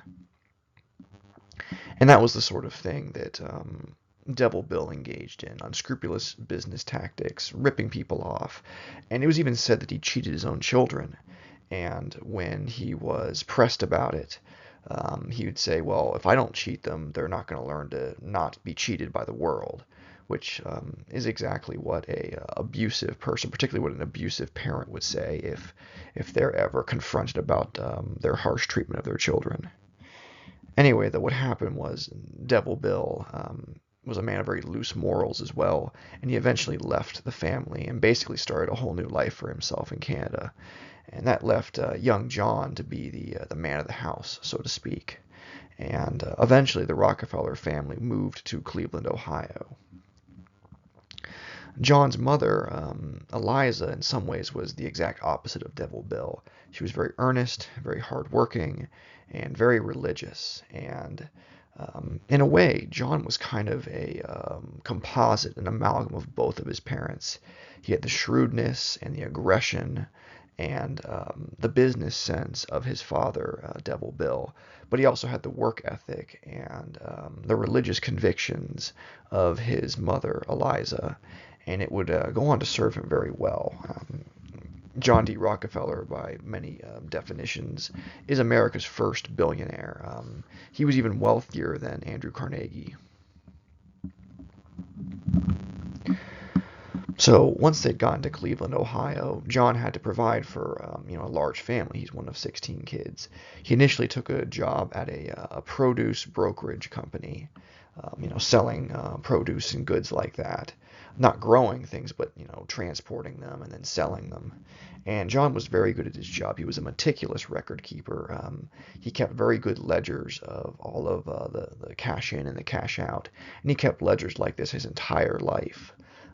Again, he had a keen mind for business and for keeping track of things. And he was very good at finding the best prices possible, even if it meant shipping something from further away, or instead of shipping on a canal boat, you would ship on a railroad, because in the 1830s, 1840s, 1850s, when John was a young man, American transportation revolution is ongoing, and we're moving as a country away from canal shipping and more towards railroad shipping. So, in a way, John was kind of riding that transportation revolution wave, and just like Carnegie was as well. Over time, Rockefeller eventually had enough money to start his own produce brokerage firm, which he did this after he left his first company, which was called Hewitt and Tuttle, but he went on eventually to go into business for himself, just like Andrew Carnegie did. And the year he started his own company was in 1859, and he had some support from a friend of his named Maurice Clark. As time went on, though, the U.S. Civil War begins, and there's new discoveries with new technologies, mainly oil and kerosene. Kerosene is used for lamps, and this leads John Rockefeller to have the idea of pivoting to another industry, moving away from shipping and transportation and towards oil refineries. And the images on this slide are of John D. Rockefeller in his later years. As a young man, he had a mustache and facial hair, but over time he actually developed, we think, alopecia, and he lost all the hair on his head and on his face as well, and he would wear toupees later in life. Perhaps it was the stress of running his businesses and running his businesses so aggressively and forcefully, or perhaps it was an autoimmune disorder. But this is an image of one of Rockefeller's famous oil refineries, one of his early ones in the Cleveland area. And this is the Cuyahoga River, major river in Cleveland, Ohio. It will catch on fire multiple times in the late 1800s and early 1900s. And this is not just because of general pollution, but because of oil refinery waste products being dumped into the Cuyahoga River. And John's company, Standard Oil, did dump oil and byproducts into the river, which actually Rockefeller didn't like, not because he was an environmentalist, but because he didn't like waste. But I'm going to talk a bit more about how and why Rockefeller got into the oil industry on the next slide. This is the Drake Well of Titusville, Pennsylvania. It was built in 1859, and oil at this time was primarily refined into kerosene, which was used to light lamps. And kerosene, it was intended to replace what were called spermaceti candles and whale oil lamps. Whale oil is refined from the fat or blubber of whales, and spermaceti is made from the bodily fluids of a sperm whale, one specific species of whale. And these whale species had actually been nearly driven to extinction by whalers from across the world, including from the United States, especially Massachusetts. And during the Civil War, whale oil and spermaceti, the supply was greatly limited by the war. Yankee whalers from Massachusetts, their vessels were being attacked and burned by Confederate commerce raiders, basically almost like privateers or pirates that worked for the Confederacy. And because of that, there was a need for a new fluid to burn in these lamps, and kerosene was the right stuff for that. So again, the Civil War, as it really helped Carnegie become very wealthy, it also helped Rockefeller become very wealthy. Rockefeller did not serve in the Civil War, just like Carnegie didn't serve in the Civil War, but he, by refining oil and building the Union's industrial base, he was assisting in the Union war effort, even if he wasn't fighting. Also, Rockefeller he was a very religious man, and he was a very strong abolitionist and a supporter of Lincoln. He also did not drink either. Again, he was a lot like his mother, Eliza, in that regard. And Rockefeller recognized the potential of oil, so he began to refine it in 1863, and Standard Oil, his oil refining company, was founded by 1870. And Rockefeller thought that, in the beginning anyway, he thought that actually wildcatting or going and finding oil reserves and then pumping out the oil, he thought that that was too much like gambling. It was too much like, prospecting for gold. He thought the really good and safe money was in taking the oil and refining it into a variety of products, which in the beginning it was mostly kerosene, but over time gasoline is going to become important. Other types of oil products are going to become very important. But some of those byproducts were dumped into the Cuyahoga River, and the Cuyahoga River actually caught on fire in 1868, and it's going to catch on fire many more times until the 1970s, when EPA environmental regulations prevent that sort of thing from happening. So let's talk a bit more about Rockefeller's business tactics. How did he get to be so wealthy? How did he build Standard Oil as a corporation? How did he eliminate his competition? And he did it by being as efficient as possible by mastering logistics, keeping track of his expenses, and preventing waste. As I said, Rockefeller didn't like dumping oil byproducts into the Cuyahoga River. That was wasteful. He wasn't an environmentalist so much as he was an efficiency person. He was obsessed with efficiency. And he hired chemists to find use for every part of the oil that was being refined. They developed something like 300 products that could be sold. Kerosene, gasoline, Vaseline or petroleum jelly, paraffin wax, the oils that are used to create asphalt. By developing these products, Rockefeller can make more money and can prevent and even eliminate many elements of waste. And Rockefeller thought he was doing a good thing. A lot like Carnegie, he thought that he was helping working class and poor people by offering them an essential good they needed, kerosene for lighting. The idea is if you can have cheaper lighting, you can stay up later, you can work harder, you can study more. And he thought that he was doing a service to the country and to the people of America. Like Andrew Carnegie, Rockefeller engaged in vertical integration. He's eventually going to get into other industries. He's going to get into the pipeline industry of transporting oil through pipes. He's going to get into the railroad business, which will bring him into conflict with Andrew Carnegie. And he's also going to engage in other business tactics as well. You have vertical integration, buying up different but related industries. You also have horizontal integration. Horizontal integration is when you buy up other oil refineries or buying up other competition within the same industry that you're in. And Carnegie did that as well with steel mills. He was trying to do that at the Homestead strike. The reason he was pushing the Homestead plant so hard was so you could buy up the other steel mills in the area around Homestead. And Rockefeller's going to do that with other oil refineries and with other pipelines. And you really see that at the Cleveland massacre of February through March 1872. Rockefeller had been selling his oil and transporting his oil for less, and the other refineries just couldn't keep up, and they were basically forced to go out of business. And Rockefeller either bought up the other refineries that that couldn't keep up. If they were efficient enough, he would bring them into Standard Oil, and if they were not efficient, he would shut them down, and the workers would lose their jobs. And there was a young woman who witnessed these factories and refineries being shut down. Her name was Ida Tarbell. That's Tarbell, and she was from an oil refining family, and they were not, a poor, impoverished family. At least in the beginning, they weren't.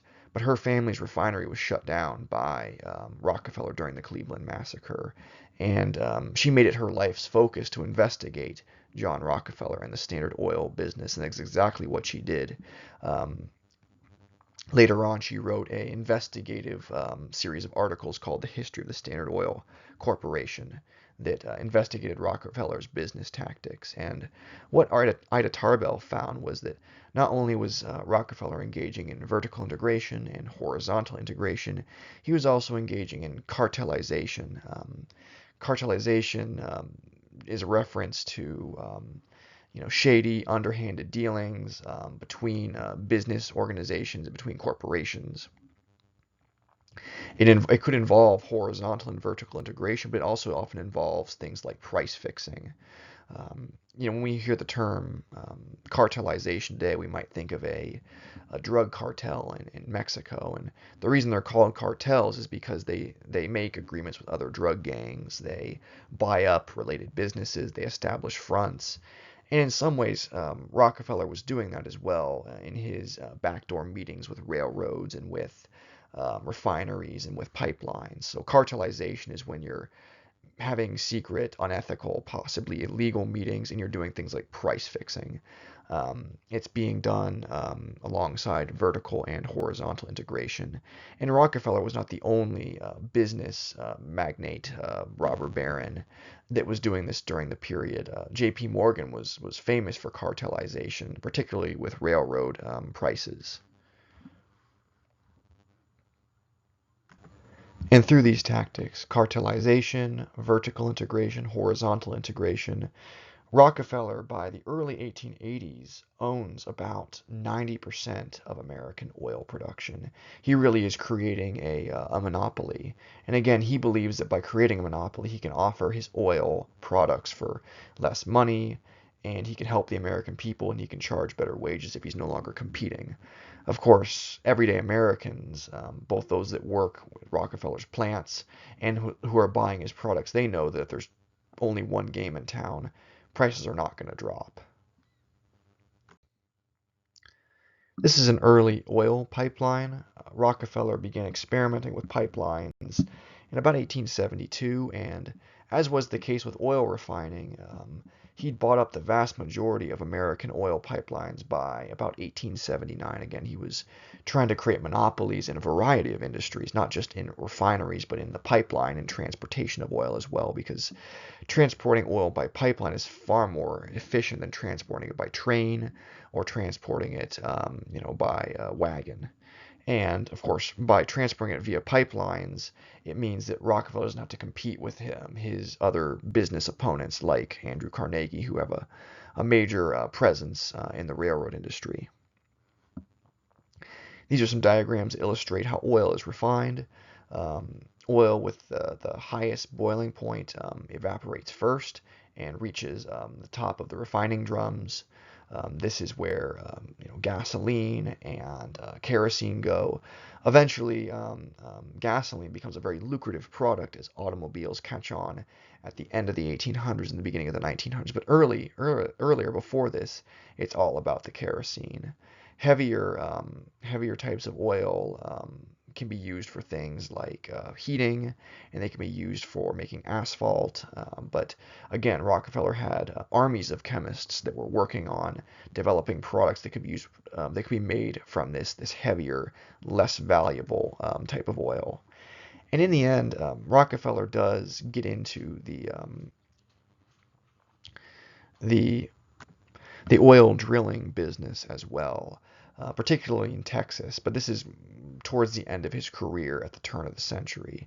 So again, you're seeing vertical integration, horizontal integration, and cartelization. Here are some images of Rockefeller from the period.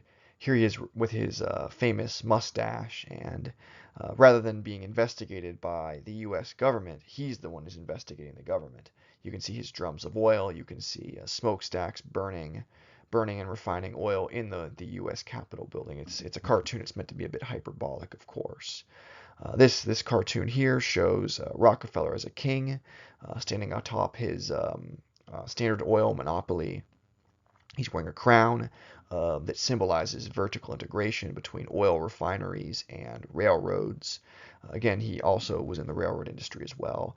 And over time, Rockefeller even gets into the steel industry, which really is going to put him at odds with Andrew Carnegie. The two men really did not like each other, not just because they were business rivals, but because they had very different personal styles. They had different approaches to philanthropy.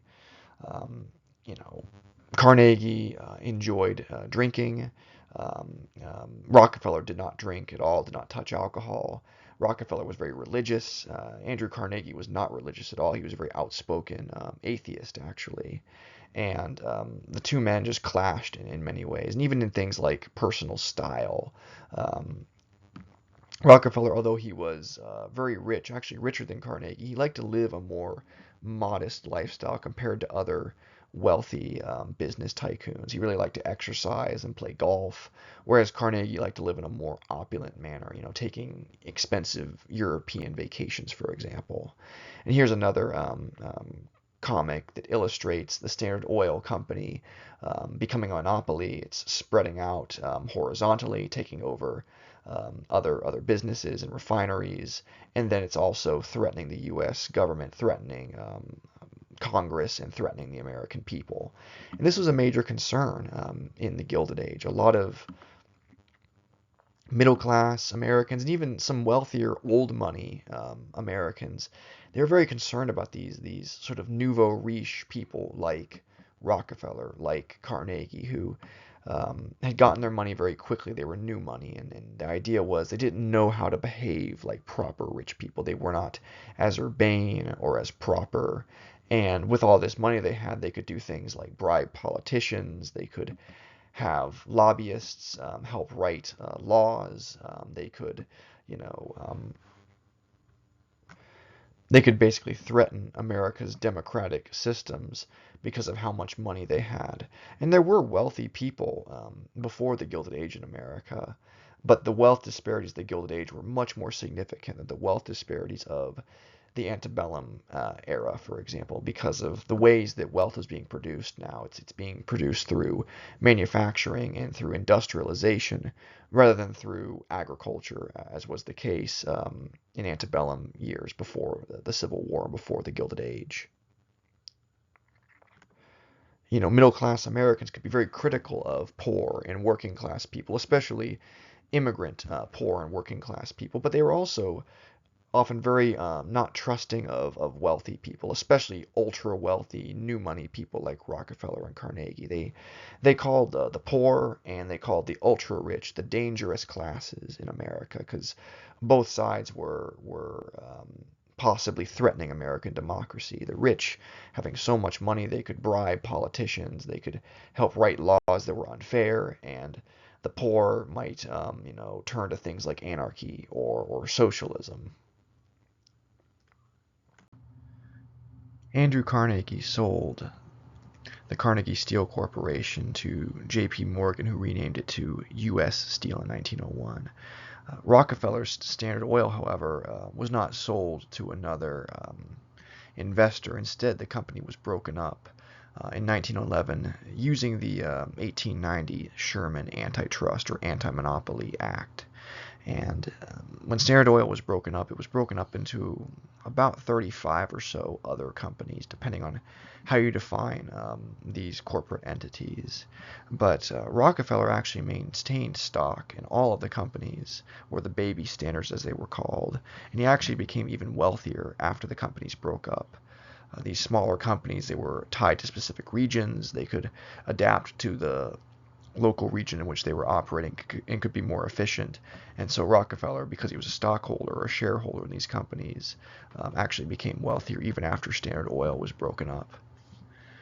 The original Standard Oil that Rockefeller founded was Standard Oil of Ohio.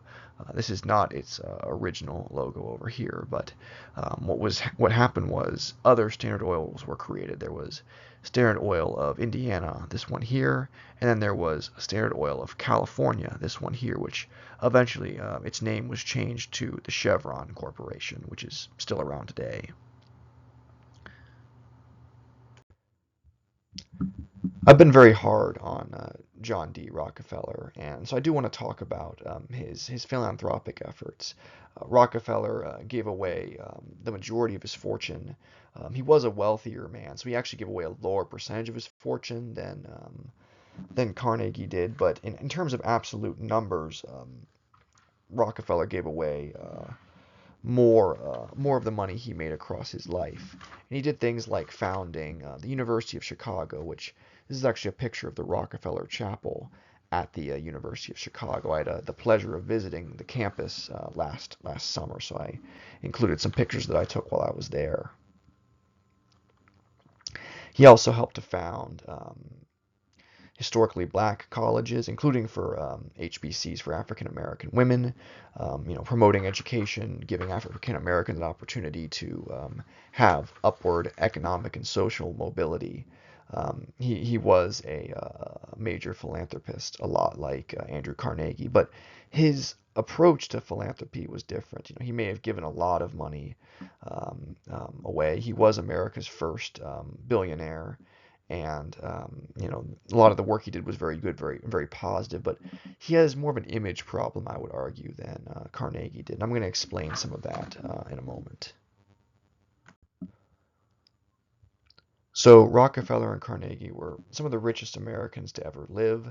Again, Rockefeller, by some estimates, is the first billionaire in America, and they both gave away a lot of money to charity. But I would argue that Carnegie has a more positive image than Rockefeller did, and I think there's several reasons for why this is. I think um, they engaged in a lot of the same very harsh business practices, but having Ida Tarbell's expose on the Standard Oil Corporation is definitely going to be very damaging to Rockefeller's reputation as a businessman. And the investigations that were surrounding Andrew Carnegie, I don't think they were as definitive.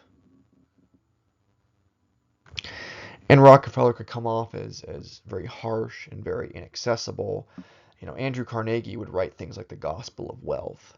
And while one might not agree with the arguments of the Gospel of Wealth, he was seen as being more accessible and being more jovial than Rockefeller was, who was seen as being more reclusive and harsher because of how religious he was, how he tended to keep to himself a bit more. When you asked Rockefeller questions about things, he tended to be a lot more laconic as well. He was a man of fewer words.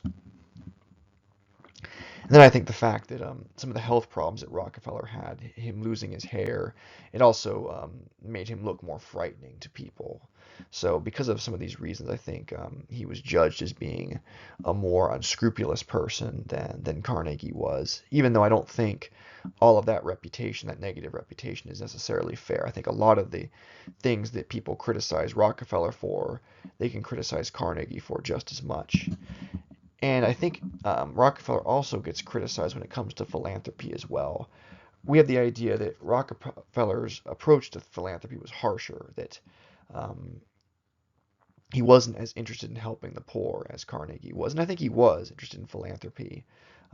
He felt like he had to help the poor because he had made so much money. He didn't think that being rich was bad. He felt that God had made him rich and that he should make no apologies for it. But the thing was, he wanted to make sure the money he gave away was not throwing good money after bad, so to speak. He really wanted to make sure that the charity that he was going to support was going to be successful, that it was aligned with his personal goals, and if your charity was not a good one, if your school was failing, he wasn't going to give you money. He wasn't going to help you. It was really essentially a form of social Darwinism that the rich should help the poor, but really only the deserving or the independent poor. And that was Rockefeller's approach to philanthropy. It was a bit harsher. At the same time, though, social Darwinism is a very complex ideology, and you could argue that Andrew Carnegie believed in elements of social Darwinism as well. So Rockefeller has a more negative reputation than Carnegie does, and I don't think it's completely deserved, though I think a lot of the things that people criticize John D. Rockefeller for, they could just as easily criticize Andrew Carnegie for as well. And final example, related to social Darwinism, is the idea of eugenics, which really was catching on in the Gilded Age and beyond. Both the Rockefeller Foundation and the Carnegie Foundation, they both supported eugenics. While Rockefeller and Carnegie had a somewhat different approach to philanthropy and in their um, personal style and personal lives, their organizations both engaged in what we would call medical philanthropy. Um, Carnegie was known for commissioning the Flexner Report, the Abraham Flexner Report in 1910, and Rockefeller and his foundation was especially well known for supporting a massive public health campaign against hookworm infections. I'll start by talking about Carnegie first, even though the Flexner Report was released in 1910, whereas Rockefeller's anti-hookworm campaign started in 1909. There's a big problem in America at the turn of the century with um, improper medicines, quack medicines, so-called drugs that are ineffective or in some cases that make you sicker. And Carnegie commissioned Abraham Flexner to investigate the country's medical schools. This is something that's happening in 1910, which is it's more in the progressive era than in the Gilded Age. The progressive era was all about education and regulation. So it's more of a progressive era thing, but it's funded by a Gilded Age philanthropist, business leader. And what Flexner found in his report was that American medical schools had admissions requirements that were too lax. There was a lack of proper clinical training and facilities. Many medical schools had no privileges or ties to hospitals in any way, and there wasn't enough clinical training, and what facilities they had were not good enough to prepare the doctors of the future. And then the curricula also had problems as well. It was not science-based enough. It was not evidence-based enough. There was still quite a bit of alternative medicine in the curricula of medical schools. And of course, the curricula, the education you could get could vary quite a bit from one medical school to the next. Some schools are going to be better than others. So in a way, the Flexner Report is also a form of accreditation as well. And after the release of the Flexner Report, over the next 20 or so years, about a third of American medical schools are going to shut down. I mean, two-thirds of American medical schools are going to shut down, and about one-third are going to remain. And they're not able to comply with the principles of the Flexner Report. And on the one hand, this is a good thing because it means that the programs and curriculums of these medical schools are going to be much more standardized. Things are going to be much more evidence-based. Physicians in training will get more hands-on experience with clinicals. They'll have better equipment, and they'll better be able to serve and take care of their patients. On the negative side, though, a lot of the medical schools that are being shut down are schools that cater to women and to African Americans, and they're going to have a much harder time getting into medical school and getting medical training so they can go be physicians back in their own communities. Flexner was also a believer that African Americans, if they became physicians, that they ought to primarily treat black patients. And finally, alternative medicine often is criticized. We call it Western medicine, and there's alternative or non-Western medicine. But there are some types of alternative medicine that can be effective, and I don't think that they should be completely overlooked. I think when a patient is sick, all options should be on the table. So, as with all things in history, there are trade-offs. There's positives and there are negatives. So John D. Rockefeller supported a campaign to eradicate hookworm in the United States. It was done through the Rockefeller Foundation and through what was called the Rockefeller Sanitary Commission. And there were very high instances of hookworm, especially in the South, which was less developed than the northern United States. And indoor plumbing outside of cities does not become the norm until really after World War II, is what I found in my research on public utilities. And without proper indoor plumbing, people are using outhouses, privies. There's going to be a lot more excrement around, and that's how it gets transmitted to humans, especially through bare feet in unsanitary situations. And so what the Rockefeller Sanitary Commission did was they sent out door-to-door inspectors who educated the public about prevention and treatment of hookworm. They set up dispensaries where people who had managed to catch hookworm could get medicines and treatment, and hookworm instances went down significantly. And the campaign was so effective that the Rockefeller Foundation began to duplicate it outside the United States internationally. And in a way, this hookworm campaign kind of set up the tradition of wealthy American business leaders engaging in international philanthropy, which is something we definitely see today as well. And now we'll talk a bit more about the wealthy elite of today and the wealthy business leaders of the Gilded Age. When studying the Gilded Age, there are many similarities and parallels between the 1870s, 1880s, 1890s, and the 2010s and 2020s in terms of things like wealth disparities, wealthy billionaires building massive businesses, buying up other businesses, horizontal integration, vertical integration, people saying that certain billionaires have too much of a interest or influence in politics. These are conversations that are not new in the 2020s. They've been happening since the Gilded Age.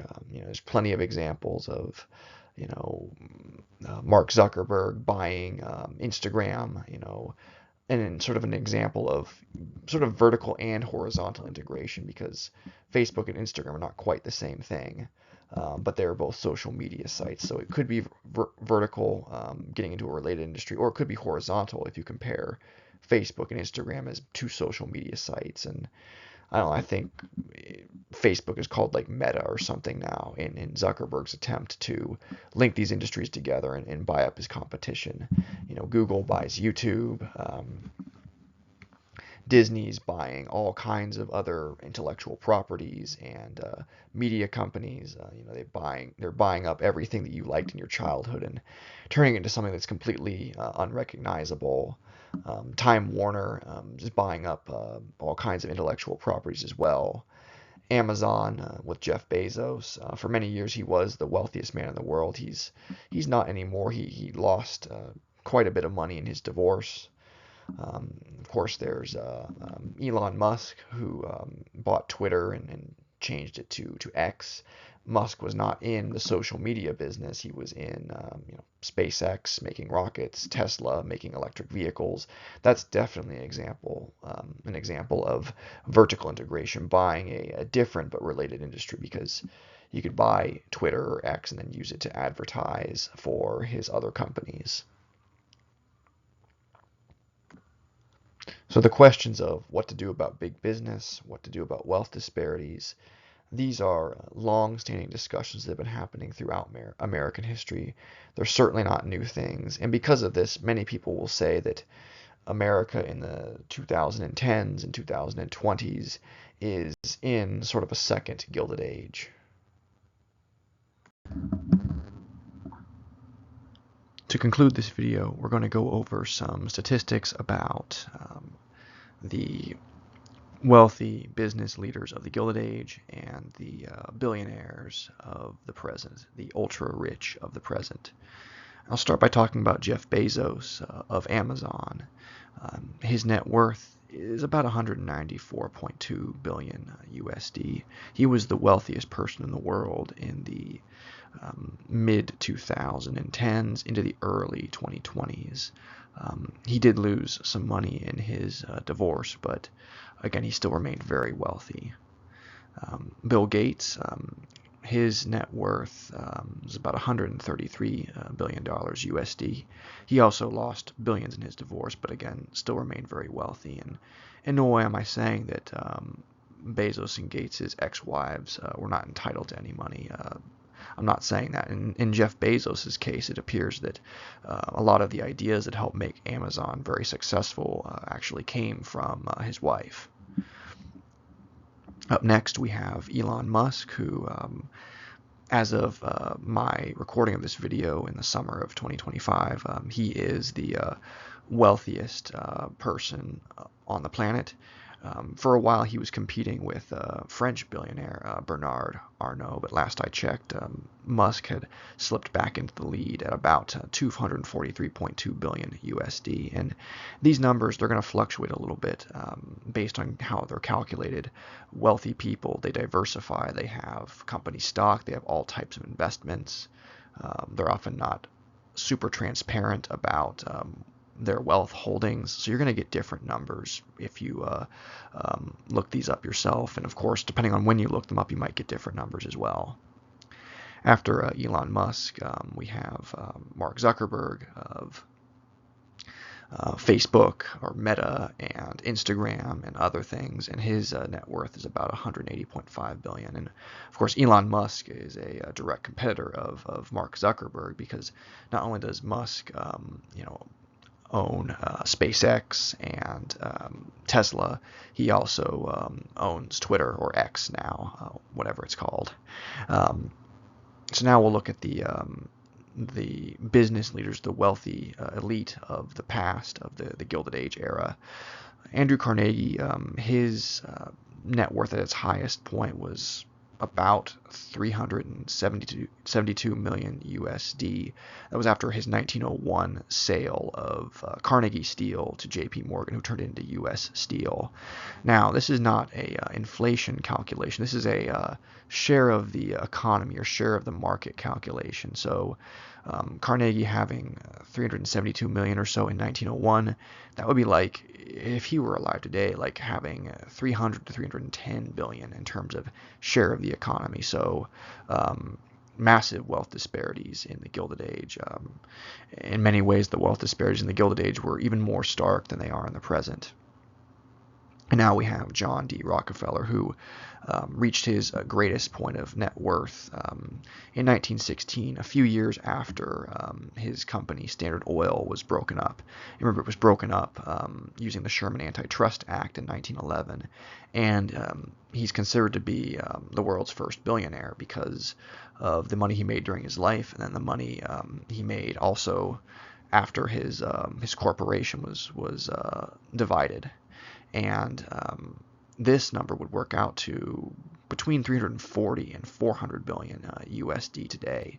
And Rockefeller, at his height, his business, his wealth, his holdings were about 2 to 3% of the U.S. gross domestic product. It's a bit anachronistic to use the term GDP because it wasn't calculated and developed until later.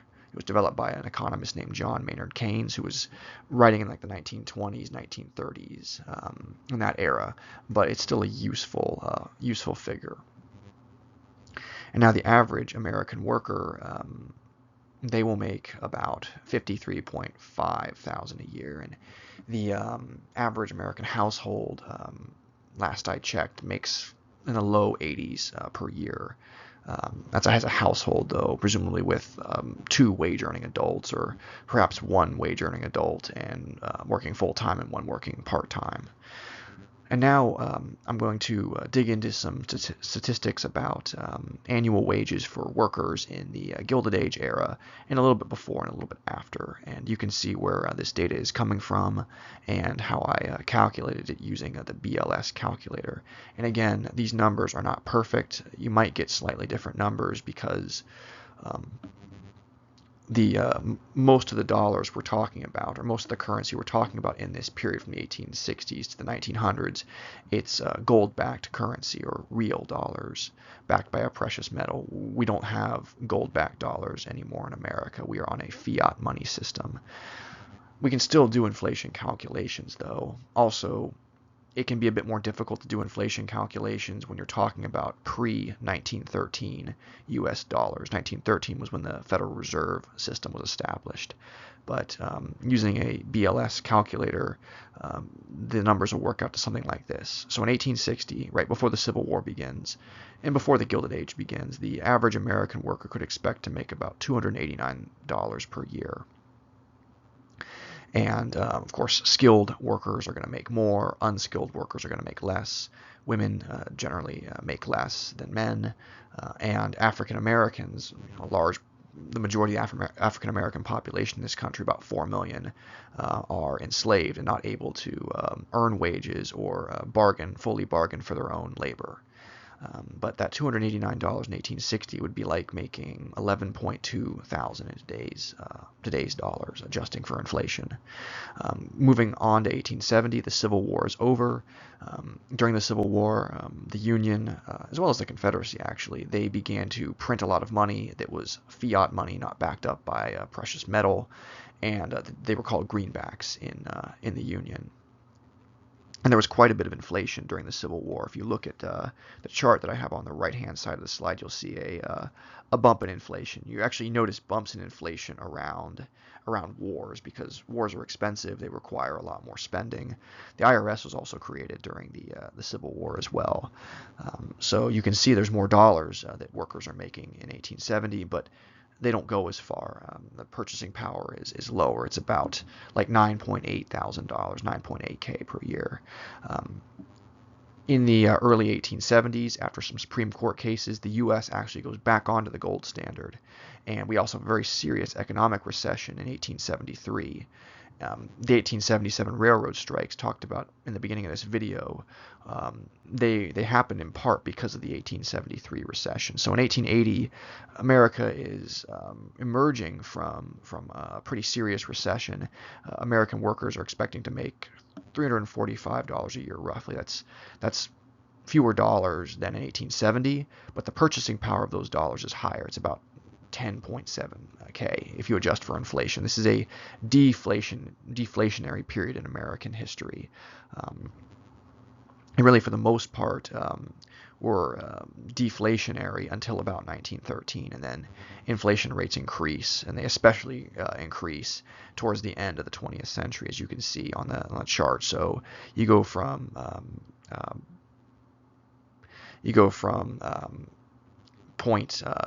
negative 0.2, so slight deflation from the founding of this country till 1913, and then you go 3.3% on average from 1913 until the 2010s, and some of the years in the 2020s we had inflation that was close to 8% in, for example, 2022. And then continuing on into 1890, the annual wage was $350, but again, we're in a deflationary period, as you can see on the chart. So that's actually more like making $12.2 thousand. And then in 1900, workers are making $450. It's a big jump from 1890 to 1900, and that's going to have the power roughly of $17.1 thousand. And again, these numbers are not perfect because they're calculated pre-1913, and again, we're dealing with for most of this period, a gold-backed currency versus a fiat system. What you're seeing is that there is not really any inflation during this period. The U.S. government, aside from the Civil War, has a very tight money policy. The currency is backed by gold, and industrialization, more efficient agricultural technology, increased manufacturing output. This leads to goods and services and things like food becoming cheaper as time goes on. So, people are not making as much money in this period as they are today, but their dollars are really getting more powerful as the period goes on because you can buy more with them. Whereas today we're in a period where workers are making more money, at least on paper, and they're dealing with a lot more inflation, and their wages are simply not keeping up with inflation. But this was not the case during the Gilded Age. Wages really actually were going up throughout the period. So there are some profound similarities with wealth disparities, political corruption, technological change between the Gilded Age and the present, but the inflation versus deflation issue is an area where things are actually quite different between the Gilded Age and the present.